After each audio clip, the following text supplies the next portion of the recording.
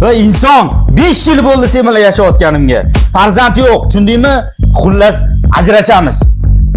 Siz oldin o'zingizni urologga ko'rsating. Men soppa solma.